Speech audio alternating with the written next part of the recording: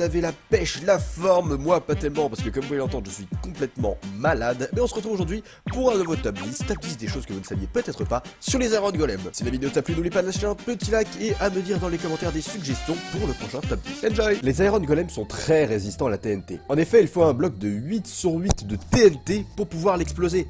Bon, vous me connaissez, je suis un scientifique qui se respecte, du coup j'ai pas pu m'empêcher de tester. Allez, c'est parti! Trêve de plaisanterie, bon ça c'est tous mes petits tests, hein, ne vous fiez pas à cela.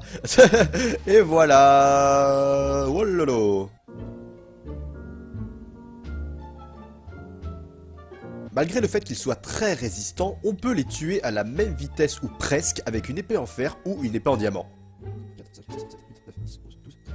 Dans ce test, il m'a fallu 15 coups pour le tuer avec l'épée en fer et 13 coups pour le tuer avec l'épée en diamant. La différence est donc très minime. Dans de très rares occasions, les Iron Golem peuvent tendre des roses aux joueurs, aux villageois et même aux bébés. Les bébés viendront alors prendre la rose de la main de l'Iron Golem et partiront avec. S'il n'y a pas de village à proximité, l'Iron Golem partira de votre maison si jamais vous le créez loin du village. Il est donc préférable de le mettre dans un enclos. Les Iron Golem ne subissent absolument aucun dégât de chute. Vous pouvez le lâcher de très haut.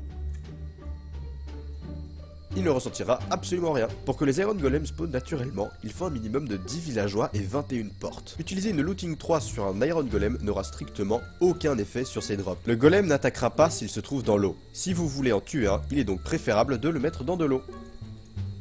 Vous voyez ? Depuis la 1.8, il est possible de faire spawner un Iron Golem en plaçant un dispenser à la place de la tête.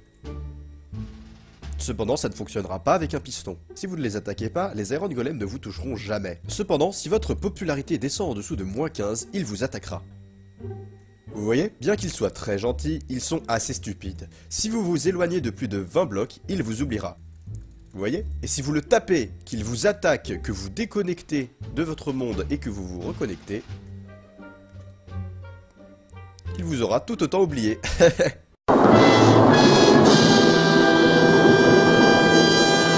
D'ailleurs, on en parle que j'ai 2 bottes de diamants dans mon inventaire ou pas? On vient de trouver un glitch ou ça se passe comment? Eh mais les mecs, c'est un truc de ouf!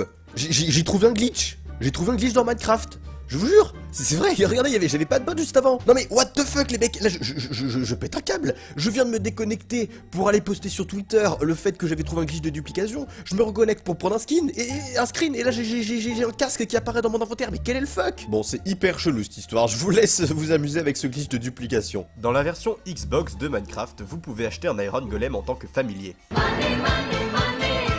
Du coup voilà les amis, c'est tout pour cette vidéo top 10 des choses que vous ne saviez peut-être pas sur les Iron Golem. Ce qui est sûr, c'est que vous ne connaissez pas le glitch puisque c'est moi qui viens de le trouver, j'ai regardé sur internet, personne ne l'avait trouvé juste avant. N'oublie pas de partager la vidéo sur les réseaux sociaux si tu as un ami qui est fan de Minecraft, eh bien montre-lui la vidéo, je pense que ce glitch pourrait bien l'aider dans son aventure Minecraft. Et sur ce, je te souhaite de passer un excellent week-end, high five! Dirty dropper sale, wow.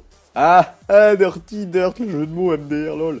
Alors, du coup, hop là, ouais, oh, GG.